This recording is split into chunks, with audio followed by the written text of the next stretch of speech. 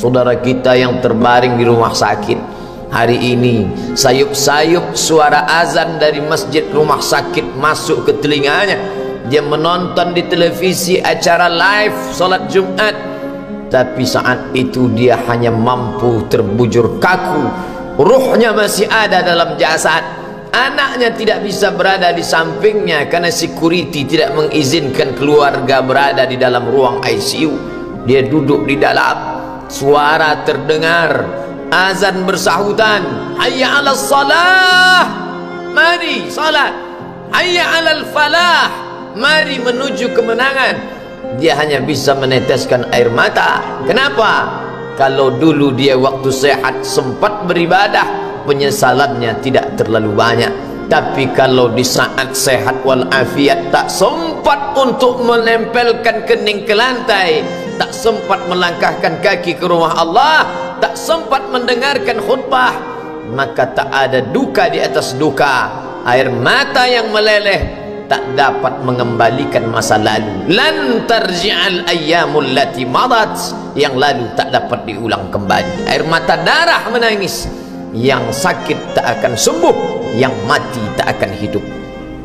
Penyesalan selalu datang di akhir perbuatan. Belum pernah orang menyesal sebelum perbuatan berlalu. Selalu penyesalan di akhir.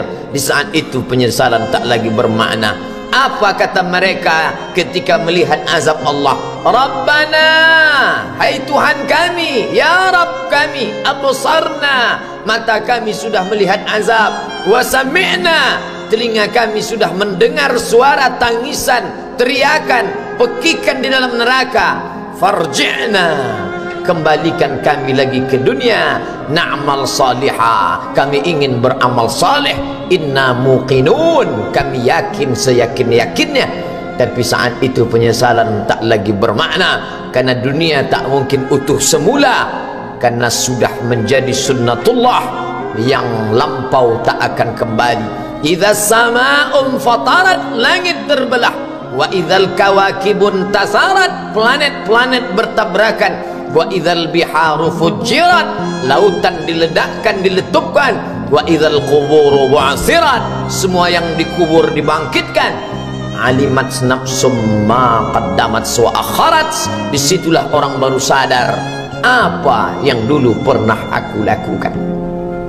Wa qadimna ila ma'amilu min amalin, semua amal mereka kami tunjukkan, kami datangkan. Ini amalmu, ini infakmu, ini wakafmu, ini sedekahmu, ini salawatmu, ini bacaan Qur'anmu, ini zikirmu. Tersenyum mata melihat amal. Faman ya'mal mithqala dzarratin khairan yarah.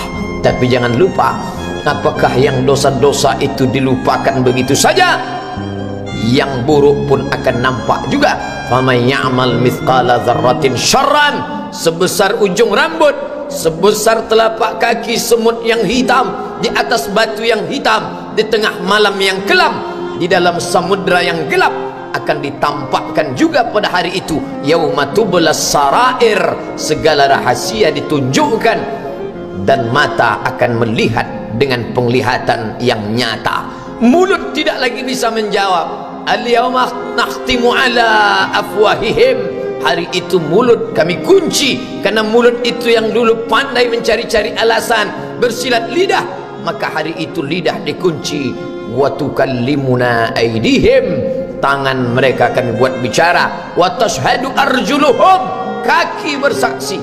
Apa yang akan dibicarakan tangan, apa yang akan dipersaksikan kaki? Bima kanu yaksibun, semua yang pernah dilakukan di masa yang lalu. Berapa atasanmu sanggup memberi gaji sehingga begitu enteng kau tinggalkan sholatmu? Apa yang dijanjikan istrimu sehingga begitu enteng kau berikan yang haram? Hanya rayuan sesaat, padahal dia pun akan meninggalkanmu sebelum masa tua tiba. Apa yang dijanjikan anak-anakmu?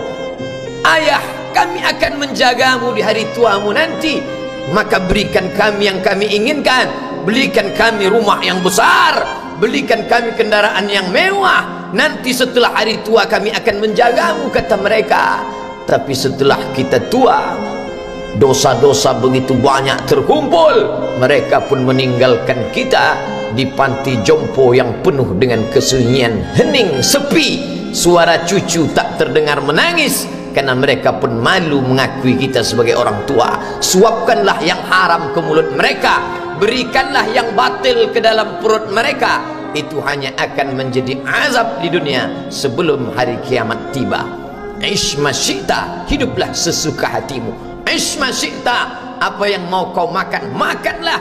Apa yang akan kau bekerjakan, kerjakanlah. Fa innaka mayyit, tapi ingat, kau akan menjadi mayat, kau akan mati. Semua akan diminta pertanggungjawaban di hadapan Allah Subhanahu wa ta'ala.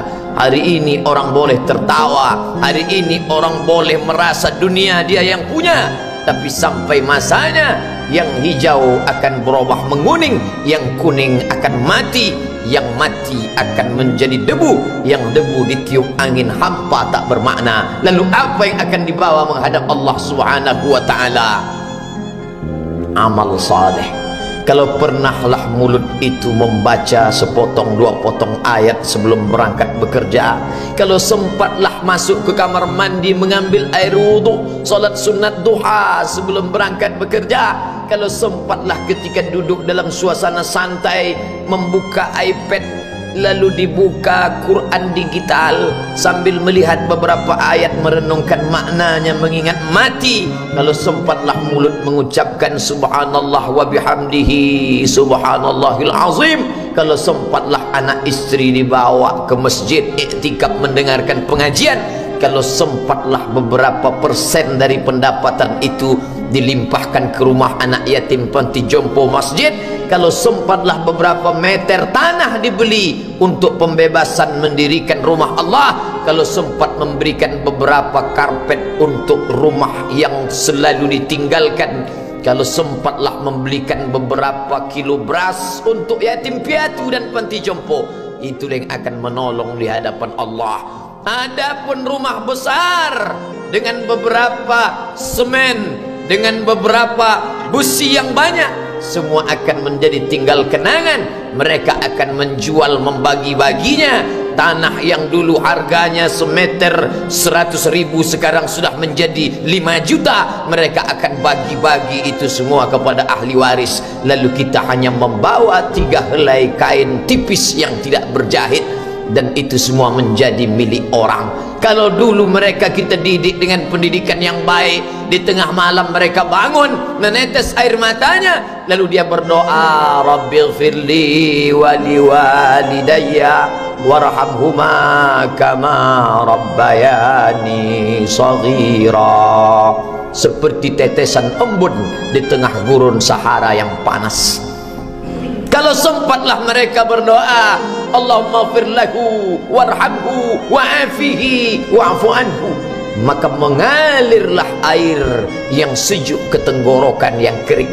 Kalau sempatlah mereka membeli makanan, diundangnya anak yatim, diusapnya kepala, ya Allah, terimalah sedekahku ini untuk almarhum ayahku, almarhumah bundaku. Aku tak dapat membalas budi baik mereka, ya Allah, mereka sudah mendahului aku. Maka akan mengalirlah itu sebagai perlipur lara di tengah alam barzakh sementara kiamat tiba. Tapi kalau mereka hanya dididik dengan keduniawian, dididik dengan kemewahan, disumbat mereka dengan materi, tak pernah diingatkan pada mati. Ketika kita mati, mereka pun juga akan mati perasaan ingatannya. Paling celaka lagi, mereka mengingat kita dengan mengantarkan bunga, mereka mengingat kita dengan pakaian hitam, mereka mengingat kita dengan suara musik, mereka mengingat kita dengan memajang foto kita besar-besar di dalam rumah. Dan itu hanya menjadi penghalang rahmat Allah turun, tidak berkesan sedikit pun. Mereka sedang menyangka kalau dinyanyikanlah lagu kesenangan kita, terobat rindu hatinya. Kalau dipajangnya foto kita, dilingkarkannya karangan bunga, puas rindunya. Padahal itu tidak membuat pengaruh apapun kepada kita di alam barzakh. Maka sayang, buatlah sayang yang mengingatkan sesudah mati. Kalau rindu, buatlah kerinduan yang membuat dia akan tetap mengalir sebagai satu amal sesudah kematian. Idza matal insan, kalau manusia mati, inqata'a, dulu rajin membaca Quran berhenti, dulu rajin salat tahajud berhenti, dulu rajin menghatamkan segala yang baik-baik berhenti. Tapi ada yang tetap mengalir. Di antara yang mengalir itu adalah sedekatun jariyah. Sempat membelikan beberapa bungkus nasi, nampak orang tua di panti jompo menyuap nasi itu, menggeletar tangan mereka karena usia lanjut, menetes air mata. Kita bukan sedang melihat orang tua, kita bukan sedang melihat orang lain, saat itu kita sedang melihat potret diri kita 30 tahun yang akan datang. Di mana aku 30 tahun akan datang? Surga, kenikmatan yang luar biasa, tapi dia tidak akan dimasuki oleh orang yang biasa-biasa. Solat biasa, baca Quran biasa, zikir biasa, untuk mendapatkan yang luar biasa, maka itu bukan perimbangan ibadah yang fair. Hanya dengan solat wajib biasa, hanya dengan baca Quran biasa, hanya dengan zikir biasa, hanya dengan sedekah biasa, berharap akan masuk ke dalam surga yang luar biasa, maka sungguh bukan suatu perimbangan perniagaan yang seimbang antara makhluk dengan Khalik Allah Subhanahu wa ta'ala. Khutbah Jumat ini kembali mengingat kita, mengajak merenung bersama, kita ini mau kemana, di sini untuk apa, yang kita bawa menghadap Allah itu apa? Apakah nama, jabatan, kebesaran, harta benda ikut menghadap Allah? Tidak, dia akan tinggal menjadi puing-puing kenangan. Yang akan dibawa adalah amal saleh. Makanya kita selalu berdoa selesai wudu, Allahumma ja'alni minat tawabin waj'alni minal mutatahhirin, ditutup dengan waj'alni min ibadikas salihin, karena orang yang soleh lah yang selamat dari kerugian, yang lain rugi. Innal insan, semua manusia la fi khusrin, rugi. Yang kaya rugi, yang punya kuasa rugi, yang ganteng rugi, yang punya anak rugi, yang punya istri rugi. Tapi ada yang beruntung, illallazina amanu, kecuali yang beriman, wa amilus salihati, dan beramal saleh. Itulah orang yang beruntung, karena dia akan hidup dalam kehidupan yang kekal abadi, membawa iman dan amal salehnya.